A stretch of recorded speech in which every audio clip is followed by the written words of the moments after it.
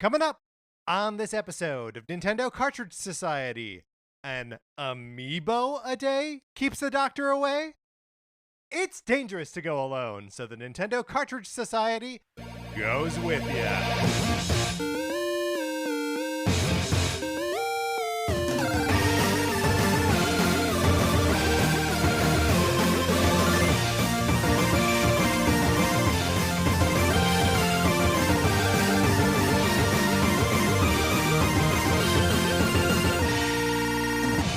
Welcome to Nintendo Cartridge Society. My name is Patrick Ellers, and I am joined, as I am always joined, by my co-host, Mark Mitchell. We've got a good show for you today. We're going to be talking about the news from the week, including a price cut on the Switch in Europe. And then on Thursday, we're going to be ranking the WarioWare Get It Together characters. But in the meantime, Mark, how's it going? It's going great. Patrick, would this be blowing your mind at all if I told you that the director of the upcoming film Venom, Let There Be Carnage, is Andy Serkis, Gollum? Whoa, okay. Well, wow. Yes, actually, it does blow my mind a little bit. Because I know that Andy Serkis does a lot of, or did a lot of, second unit direction. Like, I know Yes. he did. I had a bad run last week of just watching terrible movies. On Wednesday, Thursday, and Friday night, in this order, I watched Spider-Man 3, Amazing Spider-Man, and The Hobbit, The Desolation of Smaug. That is quite the smattering, for sure. Yeah, it's not good. But I know he did second unit directing on Desolation of Smaug. Yeah, did you ever watch some of the behind the scenes features that were included with the Hobbit DVDs, or No. the Battle of the Five Armies? And I have not watched them either. It wasn't released on DVD, probably Blu-ray. And also, I just saw clips taken out of context online. But basically, the production for that movie was kind of a mess. They shut down for, weeks, if not months, so that way they could just get it figured out. Because he was just shooting second unit fight scenes for the climactic battle with no script and no plan. Yeah. He was just on a soundstage just doing it. Yes. I mean, that was all three of the Hobbit movies, right? Because they were originally going to be a duology, and because Guillermo del Toro was originally involved, and all of these pieces started falling apart and falling away. By the time Peter Jackson got to it, everything was put together, and there was a labor problem in New Zealand too, or at least the studio was trying to screw people out of the benefits and stuff they had when they were on Lord of the Rings. All this stuff came together so that when it came time to shoot, they didn't have the 18 months of prep that they had at the beginning of Lord of the Rings, which I think is largely why those movies don't work at all. Yeah, totally. Totally. But yeah, it's I know that even for the first movie, there were days where they just had a cast of 13 dwarves, and they were like, I don't know, we're gonna walk through the woods. And Film yet that brings us to Venom, Let There Be Carnage, which I guess he directed the Jungle Book movie that they put on Netflix. It was Warner Brothers. They were going to release it, but then Disney's that Jungle Book one that Jon Favreau did blew up, and so they're Right. maybe we'll just release this on Netflix. So it's not like it's the first movie he's directed. It just feels I was gonna say it feels weird, but I don't really know what Andy Serkis's filmography should look like. This could be totally right. Hey man, he's a man of many talents, right? At first we were just no, you're a digital puppeteer. That's what you are. That's what you do. And then he's like, no, I'm also Ulysses Claw. I'm here live action. You can't tell. I'm the cook in King Kong. You can't tell me what to do. And so there's no stopping him. Didn't he also direct the Planet of the Apes video game from a while back that was a spin-off of the new trilogy, the Matt Reeves Planet of the Apes trilogy? I don't have any idea. Maybe it was he did. a choose your own adventure. It was less video game and more interactive movie experience. I don't know, but I would believe it. Also, that's some serious what is his name? Rupert Everett erasure? Whoever directed the first one of those movies. Yeah, that's right. I'm sorry. But also, I can't remember that dude's name either. It's the Matt Reeves trilogy, and we all know it. Mark, speaking of things that we all know, the Sonic Forces borrowing program, would you like to be a part of it? All you gotta do is email us at Nintendo Cartridge Society at gmail.com. and give us a mailing address so we have a place where we can send you my copy of Sonic Forces. You play it for as long as you want. You send it back. It doesn't cost you anything. I pay for postage. Both ways, you may accidentally get my copy of Untitled Goose Game. We say accidentally, but it's just like it's just part of the program, right? Like there are no accidents here. We're all, at the will of a perfect borrowing program. The other thing you can do is you can leave us a 5-star review on Apple Podcasts or wherever you get your podcasts. Patrick, I'm on pins and needles right now because I can see that there is a new review, but the text of it hasn't posted yet. So, Oh, no. Hopefully in the weeks to come, we will be able to share a new 5-star review. Thank you so much to everybody who has left us a 5-star review, whether it's on the US Apple Podcast Store or wherever you get your podcast. It makes such a huge difference in helping people find the show, and it makes Patrick and I feel good about ourselves. And really, those two things, hard to beat. And one final thing that is hard to beat is October is the month of Game and Watch. We are devoting most of the month to Game and Watch programming.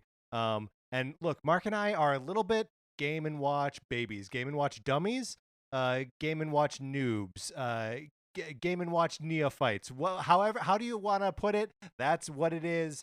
We are going to be learning a lot throughout the course of the month. So if you have any advice, if you have any points of interest, if you have anything that you want to talk about in the world of Game & Watch, Nintendo's original portable hardware, email us at nintendocartridgesociety@gmail.com and get in on the conversation. We've got a lot of good ideas. We've got a lot of good info. But the more we get, the more we can use. I'm very excited about Game & Watch month, Mark.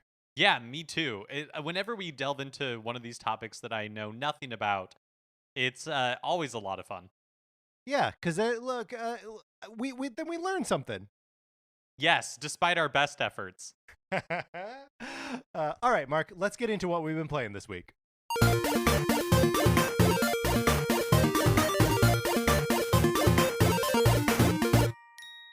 Mark, WarioWare Get It Together came out on Friday. I had it on my Switch earlier in the week because I was like, I need to play this the second it's available. And I spent a lot of time this weekend going through WarioWare Get It Together. Super short story mode in this thing. That's what I've heard. Yeah. Have you had an opportunity to get into it at all yet? Yeah, so I have played it. I have played, I think, like the first 3 or 4 levels. And I'm enjoying it. But I am finding it even more. I'm finding it stressful. I'm finding it stressful to play because the micro games, the micro game setup is already a little bit pressure. There's pressure in it. And then throw in having to remember how the different characters work. And sometimes there are just characters where I'm like, in the amount of time that I have to solve this micro game, I don't really know how to do it with this character. Yeah. And so I think the more that I play, the more that it'll just become easier to do that, to remember how the different characters move and figuring out which characters are my favorite and all that kind of stuff. But yeah, I feel pressure. I feel like I get sweaty palms when I'm playing it. I mean, I feel those sweaty palms too, but I love that. It feels very Tetris 99-y to me, or Hades, where it's well, I don't know what boons I'm gonna get here, but I gotta just keep going on, and it gets faster and harder, and I just gotta go. It's my buddy Pete who is also playing this, was also stressed out by having to switch between the characters and have not know how to control them at the beginning of every micro game, and he was taking the opportunity to just move the character around and do their ability once or twice in the second or two before the game actually starts, was good for kickstarting his memory to be yes, this is how this character moves, this is how they do this. Yeah, totally. One thing, this is a really small nitpick, but one of the things that kind of wish were different about the game is no, go stronger. Oh, okay. It rubs you the wrong way. It does kind of, but it's such a small insignificant thing, but it does kind of bug me in that so in the story mode, Wario's company has finally completed the video game, but there is bugs in it, and so they all get sucked into the video game, and the way that the bugs are drawn feels like so boring and not very like Oh Wario. yeah. Like I feel like that sort of presentation stuff could be stronger. Like I feel like the bugs should have something that's like crazier about them or grosser about them or something that makes them like feel like part of the WarioWare universe instead of just being Yeah, I like hear you. I they hear look you. fine. Yeah. Like they look like, how you could render a bug, a physical representation of a software bug, but it just doesn't like do anything for me. Yeah, it sort of reminds me of the and now I'm not even going to remember what they're called, but the like weird little magical creatures in Super Paper Mario, Oh, uh-huh. which now I don't even I say that, and maybe it's only because like they are they're not built of like the same pieces as the rest of the world. So maybe that's what the sort of like parallel I'm drawing. Yeah, I feel like even, like the viruses in Dr. Mario, like those have personality, like they're sticking their Oh, tongue out at, like I they do a love lot. Mark. You know this. You know this, right? That I love the personality of the viruses in Dr. Mario. Their designs are perfect. They're amazing. They are. I mean, and so I think like to compare the two, I don't expect these to be as like full of personality as Dr. Mario, but it just feels like it leaves me wanting a little bit. Yeah, yeah, I hear that. Um, Mark, I finished the story mode of WarioWare Get It Together, and then I played like 80% of it again with Sarah, in 2 player mode, which is more stressful. It is more stressful to play this game co-op than it is to play it alone. But also like I don't know, funny, or if you're not the only like, because there'll be times when like one person is just like sitting there and being like what, and the other person is like I got it, I know exactly what's happening. So that's super fun and rewarding, and like I think it is like totally how they intend you to play the game is with a friend. It's also I think perfectly functional and fun by itself too. But um, yeah, so I spent a good amount of time on Sunday and Monday morning getting into the like sort of uh, with a WarioWare game, like getting through the story is not that's not the game, right? Yeah. That's just like how you access the game. It's sort of the pre-game before you start doing like the high score chases and all the like individual like little tasks. And the game has all of these, just as WarioWare Gold did, all these missions, right? That are sometimes something as simple as like encounter all the games in this like playlist of games, or reach this high score in whatever level. And so sometimes it's something like broader like that, and sometimes it's as hyper specific as play this dislodge the thing in the stomach mini game as Mona without running into the intestine walls. Um, which like is a very specific challenge for a specific character. But that stuff's kind of cool, right? It lets you like go back and like go through this list and be like, okay, what do I still have to do? How can I earn some like extra coins? And then using the coins to try and get more of the presents, which they call prezzies. But I have such a hard time saying prezzies. I just feel so weird saying it. That you can then give to the individual WarioWare characters to level them up. And as they level up, they have different like themes and color schemes and stuff like that. Oh. And like then you can also earn like gallery art and like all this other stuff around them. So like there is a ton of content to the game and a ton of different ways to engage with the micro games. But like most WarioWare games, you kind of have to like make your own fun with it, like set your own goals within it, and sort of like decide what parts of it are important to you. And I don't know, I don't have my relationship with it sorted out just yet. Um, Other than like, I mean, I don't know about you, Mark, but I feel like I always knew that this was a game I was going to be playing for like a half an hour here, a half an hour there for like years, Yeah. that like binging it doesn't really make sense. I know. I mean, like, I feel like we've talked about in the past. WarioWare to me feels like the perfect mobile game. I Mm-hmm. genuinely do not understand why they haven't gone down this route yet. Like, I'm glad that there's another WarioWare game on Switch, but it feels like really the perfect home for it now is on mobile. Yeah, yeah, I agree with that completely. Out of curiosity, how long did it take you, would you say roughly, to beat the story mode? Because I've heard like as little as 2 hours, and that doesn't really. Is that right? It's like 3. So it's Oh, probably okay. like 3 hours. Yeah, it is short if Okay. you just like mainline it and just go for it. I haven't played any co-op yet, and I'm excited to try multiplayer at some point.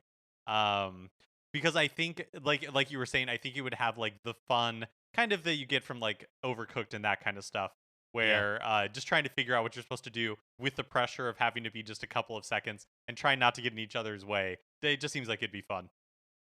Yeah. And like I think that the fun that you have with the game, like that is the game. It's Hmm. I know you just mentioned it, but that you're seeing that a lot of people are saying that like the story is like 2.5 3 hours, and that that's such a like accomplishment minded like view of video gaming, that like it's such a weird. And it's a headspace that we all get in at some point, right? That like a game is something that you accomplish, something that you beat, something that you finish, but like it's kind of just the fun that you're having with it is WarioWare sort of like lays that bare where it's like, are you having fun with this or aren't you? And really, like the story mode is not the point of WarioWare because to beat Yeah, a level does not like it just doesn't take that long. It doesn't take that yeah, much skill. It's really when you go back and try to like beat your high scores that yeah, and that I mean that's how you see all the mini games and that kind of stuff. So I've yep. also this weekend I was doing a little bit of traveling and so I brought my Switch with me for the car ride and I played some Legend of Zelda Skyward Sword and I played it in handheld mode, which I had not done up to this Ooh. point. So I instead of using the motion controls, I was using like the right analog stick to control Link's sword. And it is weird. It works, but it would not be my preferred way to play this game. Like maybe it's because I was getting in the groove with the motion controls. But like it was not easy for me to switch between the two. And I think like in the future, my I would not want to try to play Skyward Sword this way again. Yeah, I mean, even like conceptually, like I don't know, just kind of like grafting that idea from like a twin stick shooter, right, where you're like moving one direction with one stick and shooting in another direction with the other stick. Um, that's always the kind of like math that doesn't work in my head. Um, and so like I don't know, putting anything on a thumbstick that isn't a character's movement or a camera's movement messes me up. One thing that I did kind of like about it is um my brain is just stuck in waggle and so I even when I'm doing motion controls for Skyward Sword like I don't feel like it's with the precision that the developers had in mind and so it is much easier for me to be precise in my like Mm, movements but I just have to think a lot more like more of my brain is focused on what am I supposed to be doing with the analog stick, how do I like use yeah. the analog stick correctly to make links movements match what I want him to do. Whereas even though I'm less precise with motion controls, it's much more intuitive. Like I don't have to think about it as much. And so it Yeah. makes it like it's more fun for me to focus on the other stuff that I'm doing with Link and not try to focus so hard on, like how do I get the sword to do what I need it to do in this situation? Yeah. I want to hear more about where exactly you are in the game. But did you say you were playing this in the car, like on a car ride? Yeah, that's right. That's right. My husband was driving, and so I was just hanging out. Amazing. I can't remember the last time I played a video game in the car. It sounds great. It Sounds was wonderful. yeah, it was nice. It's a good way to pass the time. Um, Mark, we have got an email from a listener, also named Mark, who he sent us an email mostly about Game and Watch stuff, and so thank you, Mark. We will be using your Game and Watch input when we get to October. But there's a PS here that he says maybe you can read this on an earlier podcast. I just finished Skyward Sword. It was great, and will have finished WarioWare soon. Probably by the time we're reading this, he's finished WarioWare. Well, waiting for Metroid Dread to come out, should I play Donkey Kong Tropical Freeze, Pikmin 3 Deluxe, or Yoshi's Crafted World? I own them all, but haven't gotten around to playing them. Thanks, Mark. I can only give my 2 cents. First of all, Mark, great name. We got to stick together. Second of all, I've only played one of these games, and that's Donkey Kong Country Tropical Freeze. And but that's my vote, like hands down. I think that game is amazing. I've never played a platformer like it before, where the levels are like theme park rides, and the way that the music matches what's going on in like the levels. Like I love this game. So for me, Donkey Kong Country Tropical Freeze would be my recommendation. Yeah, well, and I think it is just also the best of those three games. Um, Tropical Freeze is just like an excellent platformer. One thing that I would say though, is maybe do Pikmin 3 Deluxe, because Mm. Tropical Freeze, Yoshi's Crafted World, they're all 2D platformers of one form or another. And what you're going to be getting in Metroid Dread is a Metroidvania game, but it is also, principally a 2D platformer. So, like, just to keep yourself from possibly burning out on like one game type, maybe give Pikmin 3 a spin. And also, if you find that you're not enjoying Pikmin 3, then ditch it and do Tropical Freeze. But like for variety's sake, I say go with Pikmin 3. That's a very thoughtful response, Patrick. I feel like we balance each other well. I've actually played all three of these games. I play, although I played a lot of these games on Wii U. So.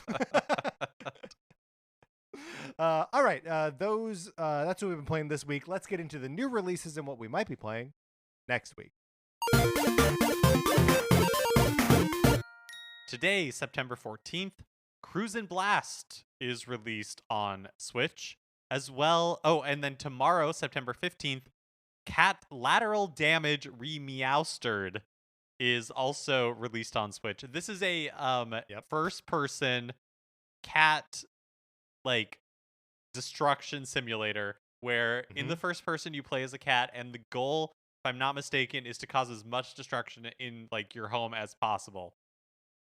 Yep. And we're mostly pulling it out here for the excellent title of Re-Meowstered Edition. Yes, excellent title. On Thursday, September 16th, Skatebird is released. This is the one that we saw in an Indie World Showcase many months ago, probably like a year ago. It's like Tony Hawk Pro Skater, but with birds on like tech decks, essentially. Yeah.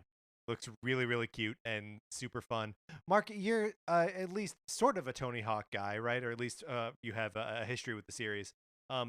Is Skatebird appealing to you? It's appealing to me, and I don't even like those games. Yeah, it is appealing to me. It's aesthetically, it's appealing to me. The idea of it is appealing to me. I'll be interested to see what like the reviews are like once it's out. Also on Thursday is Eastward, the indie game, like indie 2D RPG with throwback pixel art, some really cool music based on what we've seen, is released. And then on Friday, September 17th, Tome, is that how we think this is said? I assume that it is two syllables and that it is Toem, but okay. I don't know. This is the sort of diorama style black and white photography game that we saw at the most recent Nintendo Indie World Showcase. That looks super cute and super fun. It's neat to see all of these like indie games sort of like lining up right here in the third week of September. Which, by the way, we're in the third week of September. How wild is that? Yeah, it's crazy. I mean, it feels like not that long ago that we were talking about the drought of August, and we're once again have just like kind of like a glut of indie games to play. Yeah, and I mean, I know that Mark was asking about which of these three games that I already own should I play during this period before Metroid Dread. But honestly, I'm looking at both Eastward and Toem here as like games that I'm like interested and excited to play. Yeah. Yep. All right, Mark, those are the new releases. Let's close that out. Which brings us to a regular segment on our show. It is time for 433. In 1952, American composer John Cage wrote a piece called 433, wherein a performer or group of performers didn't play their instruments for 4 minutes and 33 seconds. For the purposes of this show, our instruments are talking about Nintendo. So, for the duration of one performance of 433, Mark and I will talk about something not at all Nintendo related, thus fulfilling the contract of the piece. Mark, today you have selected for us spelling bees. We are going to talk about spelling bees. Did you ever participate in a spelling bee as a child? Yeah, I did once, and it was one of those things where like I prepared for it. Like we were able to. I can't even remember why. It was one of those things where like didn't have to go to class for a while because we could like Oh study. yeah, sure. Like go outside and study like words for the spelling bee. This must have been like second grade, and I was so Ye- ready. I was so excited. uh-huh. Get up there. My word was Ruby, and Ruby, Rubby, Ruby. Oof. It was a short spelling bee for old Mark Yeah. Mitchell. I How was about really you? hoping you were going to say RUPPE. I thought for sure this was going to be a Nintendo related, and then we'd be breaking our rule. No. So I am just sort of a poor speller in general. Um, but I am good at math. So I was Mm. on the math team frequently. And I know that like mathlete is a like a punchline and like is I think like Mean Girls obviously like made it very popular. I'd never heard the term mathlete before. There was no mathletics program. I was just on the math team. Oh, interesting, interesting. That feels like mathlete feels like a term that I would have worn with pride if I was remotely good at math at any point in my life. I mean, I might have. I just hadn't heard it. Like, I was just on the math team. But I also remember not taking that responsibility seriously and sort of blowing off math team practices. A lot like Regina George, or not Regina. What's is that her name? Who's the main character in Mean Girls? I've The other I'm one. not yeah, don't know. Um, Katie is her name. Her name is Katie. Um, in any event, I like blew off the practices, still went to the competitions and did well in them. But I would have been really bad at a spelling bee. My 8th grade English teacher told us and like this is just one woman's opinion, and so but it's really stuck with me, and it always like I always just was kind of like, yep, that makes sense, that's totally true. Is she's like, oh, like she felt like spelling, like whether you were a good speller or not, was mostly came down to just like genetics. Like she didn't, Whoa. and she didn't think that it was like a sign of intelligence or anything. She was just like, yeah, like she just felt like, if you were a good speller, is probably because like people in your family were good spellers, and not that it and I was always just like, okay, sure, I buy that. No, I'm I hate it. I hate that. I mean, maybe there are like certain types of brains that are like more wired for like memorization and like pattern recognition. but I mean, don't you think that there is some truth, or at least my experience, I should say, is that like I feel like there's truth to that with like people's affinity for music or for math or that kind of stuff. Like Yeah. some of the, like I do feel like some of that is inherited. Not all of it. You can have like a masterful magician. Sure, why not? You can have a masterful magician who comes from a family of non-magicians. But but You would call those mudbloods or muggles or whatever Harry Potterism. Yeah, I don't know. My mother and my sister are both very good readers. Hmm. They do it fast and they retain a lot of information. But my father is a slow reader. Consequently, I am a slow reader. And I blame him for it, but mostly as a joke, right? Like, I don't know if he's actually to blame for that.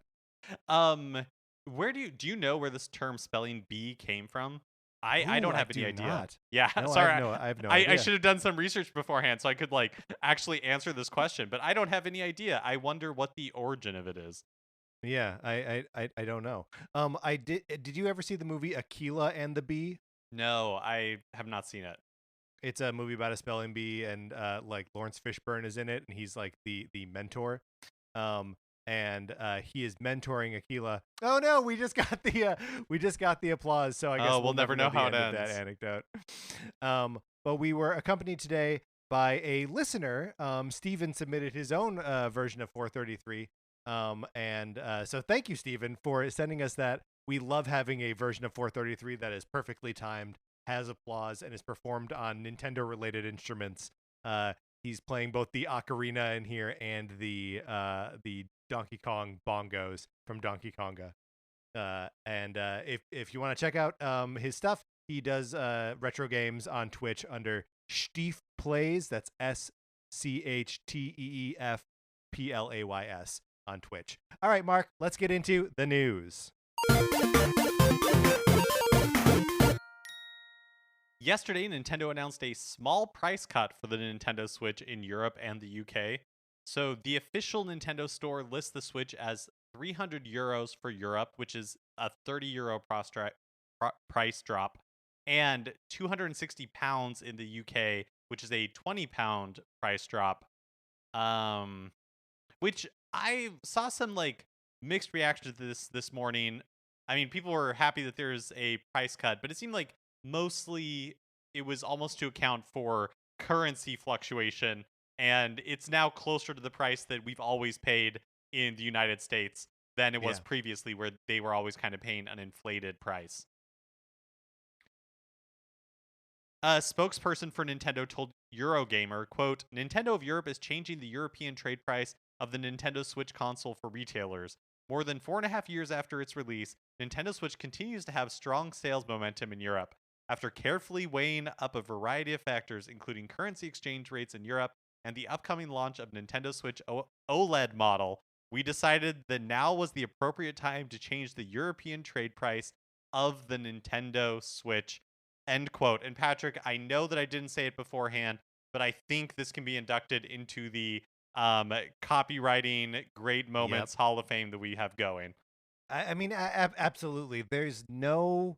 This is a perfect example of how to speak for 30 seconds solid and say nothing. My favorite part is after carefully weighing up a variety of factors. That's so delightfully English. Weighing up a variety of factors. I do think it's interesting the timing of this, like right before the Nintendo Switch OLED model is released, because they're not dropping the price on that one, right? Like that remains the price that it was announced at. So it just kind of widens the gap between the current model and the OLED model, which is coming out in just a few weeks now. Yeah, I mean, it is wild that there hasn't been a like price drop on the base system, right? Like, but I mean, it is further weird that the Switch Lite is $100 cheaper. Like, I know we've just like gotten used to that, but like the difference between $200 and $300 is huge, right? Yeah. Like, it's so much. It's 50% more. So yeah, it's we're living in a weird time for all of this stuff now. But yeah, it doesn't make me think that we'll see a price drop in the regular Switch anywhere else. Like I don't think this is this isn't predictive of any other region behavior. Yeah, I totally agree.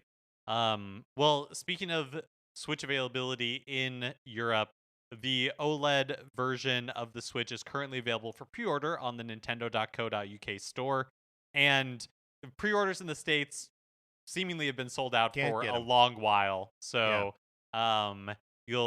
if you are still interested in one, hopefully, I mean, my thought is that this is not a like limited time item, that it may be difficult to get. I guess who knows how difficult it'll be to get in the beginning, and for how long with the chip shortage that has been affecting everything. I guess no reason to think that the Switch OLED model will escape that as well. But I just wonder, I just don't think that like the OLED model is going away necessarily. I don't think it's going away at all. So I think if you're not able to get one initially, I'm planning on getting one eventually. Do you know what I mean? Where it's just like, eventually I'll probably get one. Well, I mean, I don't have any reason to suspect this, and I've not read anything to this effect, but I would be willing to bet that retailers will have them on store shelves when it comes out on October 8th, that, you know, weren't pre-ordered. So like I think they will under promise and over deliver, even just a little bit on this. But Mark, you and I haven't really talked about the sort of extended like look at the ongoing chip shortage and just general supply line shortages that are saying they are going to put things into the backlog like through 2022 and into 2023, where it's just like we are coming upon a time like we thought that we had been experiencing supply line constraints, but like we haven't really yet. We will get there in time, and it may become more dire than just our video game systems, but like you can see it in all industries, that like everything is just harder to get a hold of, and like everything is rarer. Yeah, oh totally. Like car companies have had to shut down their manufacturing lines Yep. because they just do not have like the chips that they need to finish putting cars together. And so yeah, I don't know. I do think it's going to be it's strange to think that we could be in these times through like all of next year, and who knows how far into the future that Well, and like why would it slow down? Like yeah. why would it get better? There was a story, I guess, from earlier this week that we don't have in the lineup here, but the analog portable, the from the same company that made the Super NT, so maybe it's portable NT, analog NT, whatever it's called. It's basically a Game Boy. It plays Game Boy Advance games, and they had to delay that thing, partially because of chip shortage stuff. And it's like, yeah, well, no surprise. Like we're putting computers in too many things. So like we're getting to the point where we're like, hey, you have a Game Boy, but do you want this like other Game Boy? And we're like, yes, I want another Game Boy. And so like, yeah, of course we don't have enough chips. We're just putting them in everything. Yeah. Well, recently we were shopping for a new refrigerator, and you can get like a smart refrigerator. And if anybody owns a smart refrigerator and finds it useful, please let me know. I would love to know what the utility for having like a refrigerator that can play and Netflix is. Cuphead. Yeah, yeah, exactly. I Exactly. mean, I think that the utility there is like that you can check to see like, do we have milk while you're out or whatever. But also like, what scenario is that while you're out? What is that? What does that mean? Going back to the OLED model, I do think that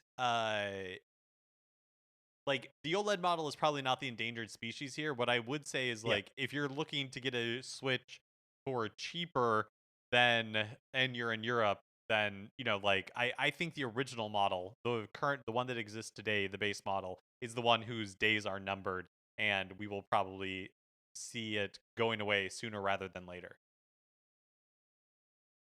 Metroid Dread is just mere weeks away from release. Woo! And while Nintendo recently delineated what functionality the new Metroid Dread amiibo will provide, there was still kind of like an open question around the other Metroid themed amiibo released previously.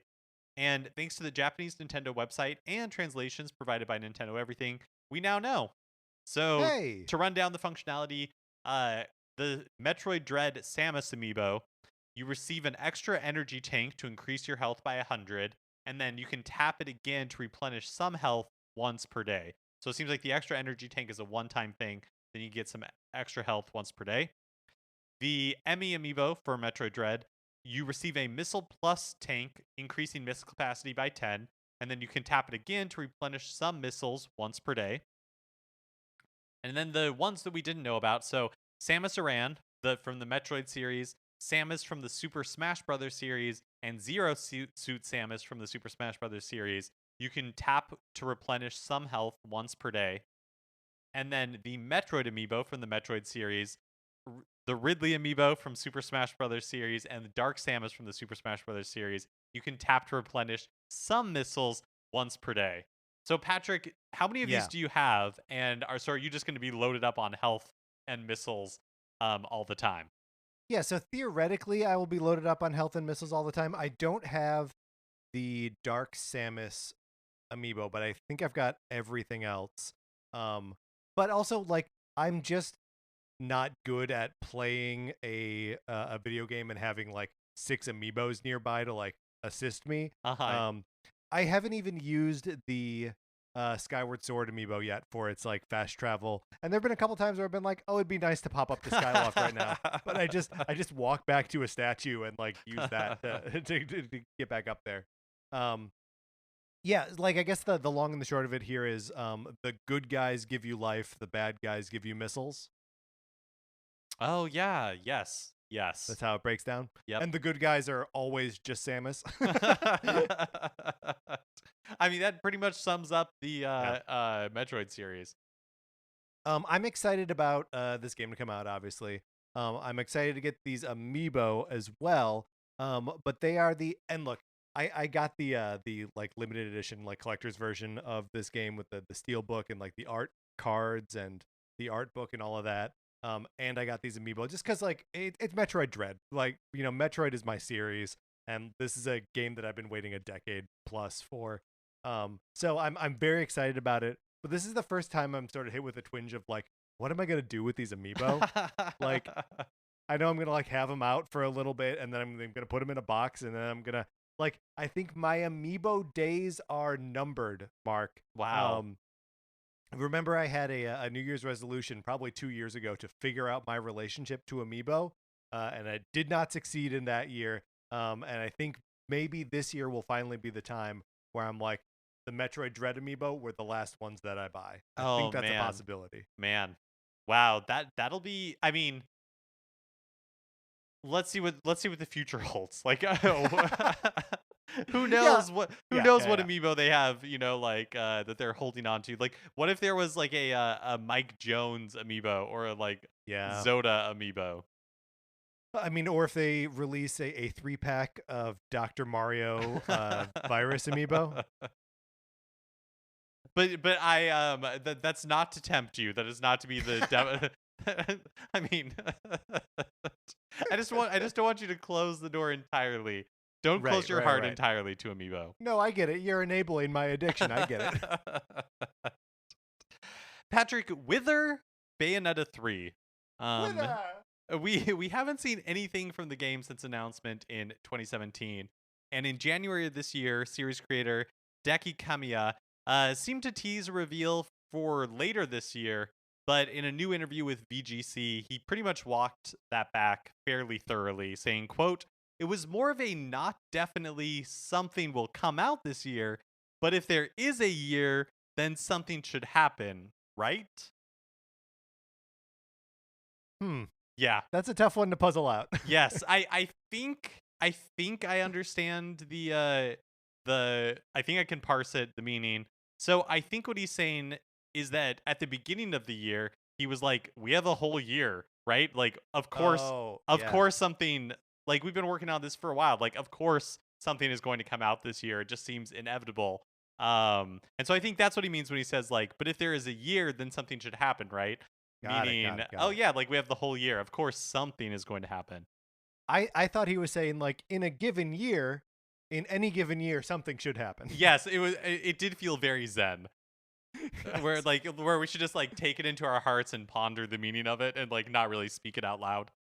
Well, and didn't Kamiya previously, maybe even earlier this year, say like, I encourage people to stop thinking about Bayonetta 3, and then when it comes up, it'll be a fun surprise. Yes, that is 100% what he said, and I didn't quote that part, but he does reiterate that to VGC, where he's just like, look, I told people, like, forget about Bayonetta 3, live your life, and, because he says at the end, he adds that, and I'm paraphrasing here, of course, that he added that, like, it's not our decision when to reveal more, but we're very proud of what we're working on and what we're doing, and like it'll be shown whenever he doesn't say this part, but it'll be shown whenever Nintendo wants to show it, essentially.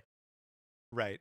Well, and like we can take the lesson from Metroid Dread.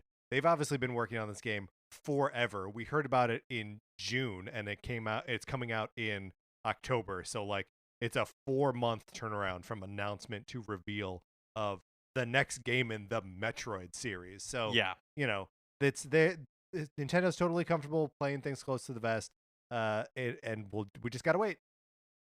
And also Platinum Games studio head, and like I know that I often stumble upon these against these Japanese names, But this one, I just feel like I am probably going to be saying this wrong. So huge apologies. But Atsushi, Yeah, Inaba, okay. added, quote, "There's no need to worry. Don't worry about it at this time. Everything's okay." Which I think is just kind of the perfect, cutest quote you can possibly get for people asking for a status update for a video game. Yeah, it's like coming to in the good place, right? Like Yeah. everything's fine. Yeah, it just feels like the most pure response a Yeah, producer, like a yeah. producer can give, where it's just like, we can't say anything about this game, but it's fine. Everything is fine. Don't worry about it. Also, Patrick, do you think briefly at the beginning the beginning of this podcast life, before the Switch was announced, Ooh, we was like fully revealed, we declared a moratorium on rumors for the system known as the NX at the time. yes, And yes. we said we weren't going to talk about it again until the Switch was actually revealed. And luckily for us, that was only a few weeks. But do you think that it is time? The only time we've ever talked about Bayonetta 3 on this show since the December of 2017 has been, where's Bayonetta 3? Bayonetta Right, 3 hasn't come right. out yet. No news about Bayonetta 3. So I'm wondering if it's time for us to instate a similar moratorium on Bayonetta 3 news.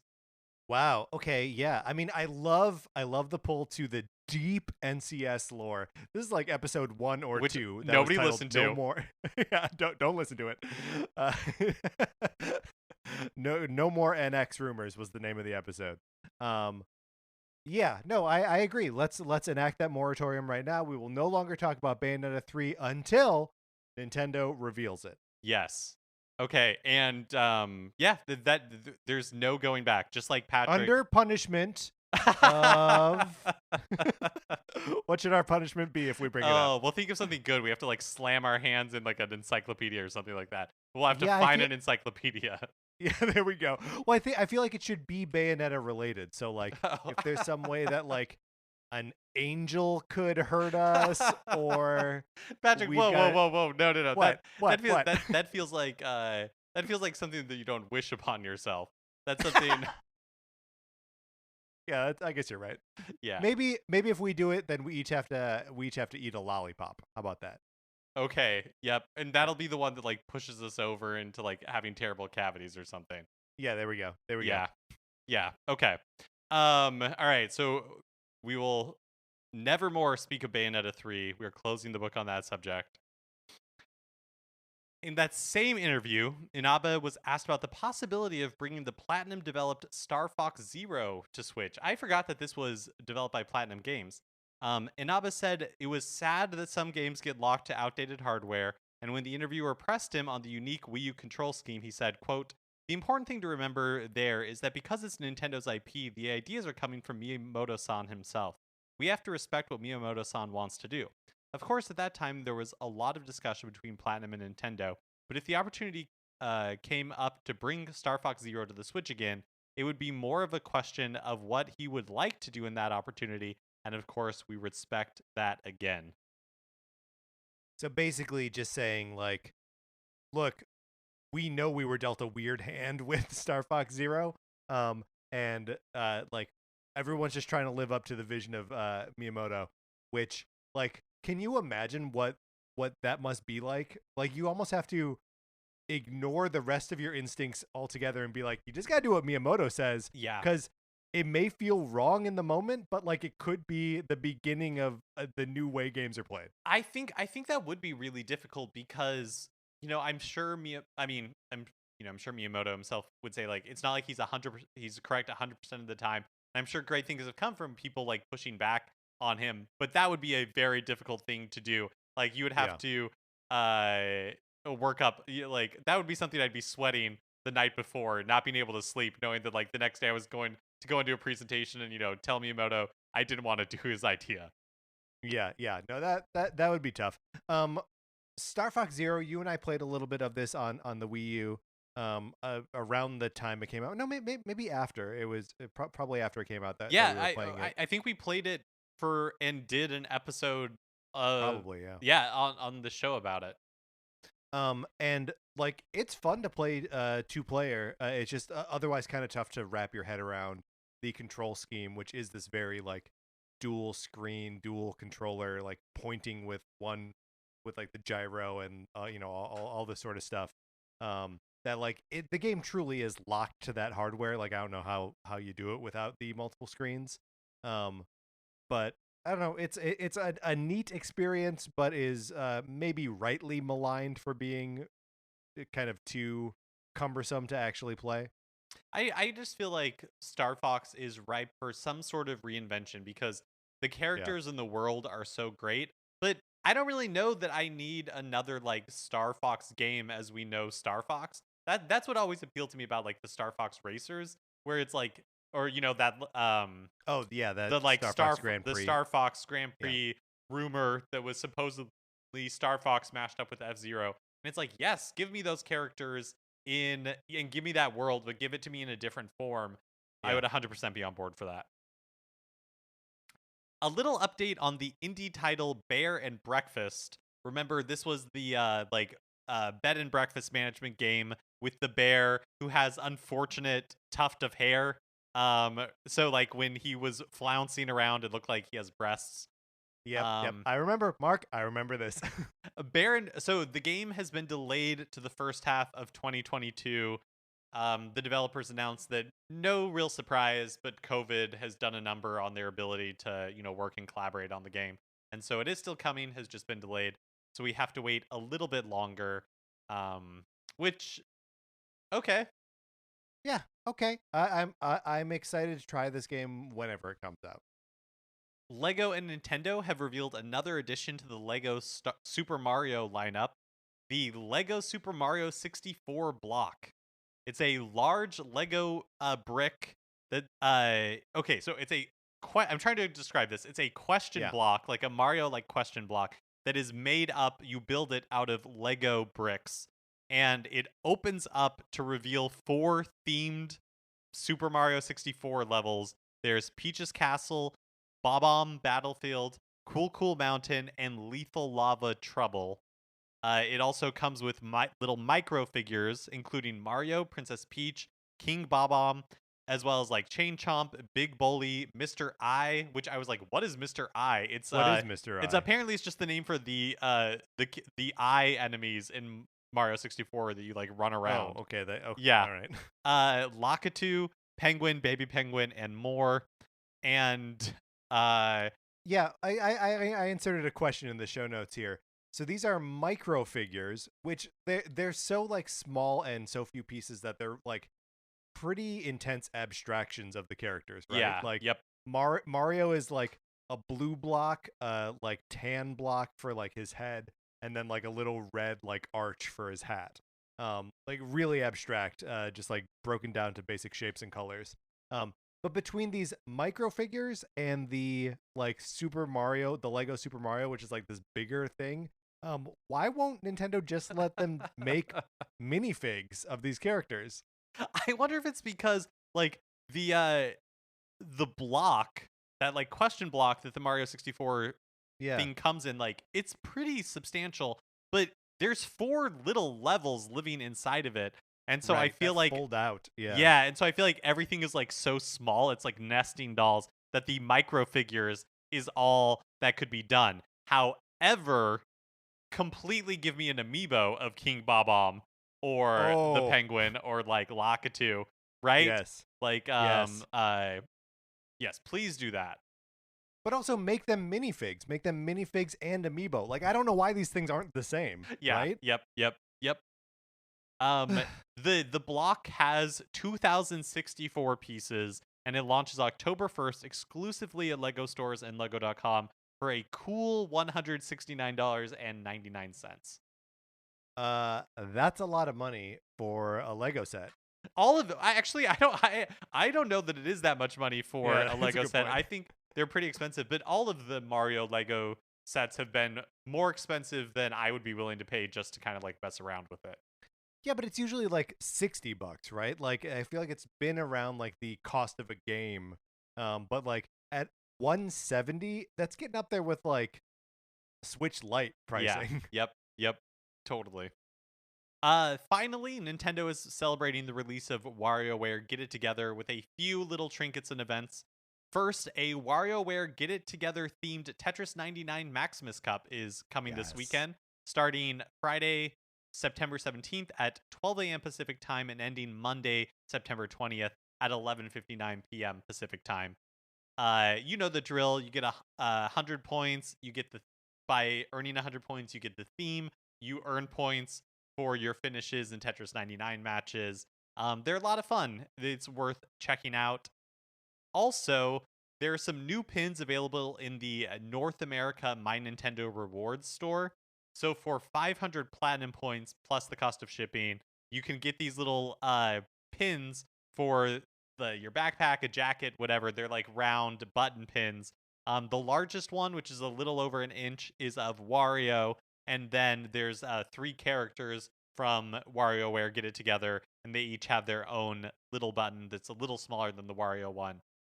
Although, Patrick, I have to say, and I think I'm a little bit of a prude, because Wario is picking his nose in his button, and I just don't appreciate that. It's rude. Yeah, I don't think they should put that on buttons. The other characters are Mona, Cricket, and 9-Volt.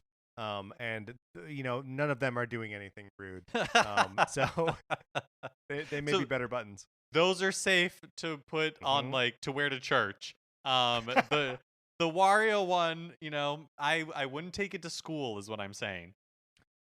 Mark, not to backtrack here, but the fact that they're doing a WarioWare Get It Together Tetris Maximus Cup has me so excited for the inevitable Metroid Dread Tetris 99 theme. Oh my gosh. Yeah, now I just wish we could be living in that time. And forget about WarioWare Get It Together. I'm over it. Now I just want everything Nintendo to be Metroid. Patrick, I'm so excited now because you're right. Everything around the time that game comes out is going to be Metroid themed. Think of what Metroid rewards we might get in the My Nintendo store. Yeah, you're not going to get a button of Kraid picking his nose. Actually, if there's a character in the Metroid series, Kraid would be the one. He would be the one that was going to be picking his nose. It might be Kraid, but I'm just imagining it's like Samus's tote. It's like, get his tote just like Samus has in Metroid Dread. Yes. Or like sunglasses that are themed off of her visor. All right, Mark, let's get out of the news. Okay, that is going to do it for this episode of Nintendo Cartridge Society. Remember, please rate, review, and follow us on Apple Podcasts. If you like the episode, you should share it on Facebook or Twitter or wherever you share stuff. Share, with a friend, with someone you know, someone you trust. Someone who is also going to like listening to this nonsense about Nintendo. You can follow us on Twitter. I'm at Patrick_Ellers. Mark is at MKE Mitchell, and the show is at Nin Cart Society. We also have a Facebook page, which is just Nintendo Cartridge Society. Olivia Duncan made our logo. Our theme music is provided by 8-Bit Betty. You can get more of his music by going to 8bitbetty.com or by listening right now. For my co-host, Mark Mitchell, this is Patrick Ellers saying, if there's going to be a year, something should happen. And thank you for listening.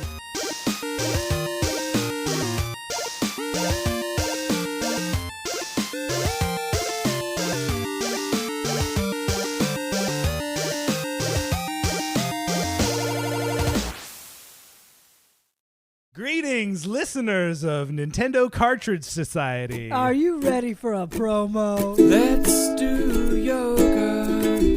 Let's get fit. Hi, I'm Nick. And I'm Uriel. And we're the hosts of Hella in Your 30s. This is a podcast for people of all ages, all about navigating this dystopian world we live in. That's right. So every Monday we invite you into our living room or out into the world on whatever adventures we go on. Or into our living room for an adventure in our living room. Yeah, like having your wife challenge you to a Great British Baking Show style competition in your own kitchen. That's right. Or maybe, you want to know what it's like to volunteer at a food bank. Or maybe, you want to hear what it's like to foster kittens in the midst of a pandemic. That's right. Super easy, but giving cats medication is literally the worst thing in the world. Okay, anyways, if you want to hang out with us, find us every Monday, Hella in Your 30s, wherever you get your podcast. Bye. So tomorrow's a new day. Let's order pizza.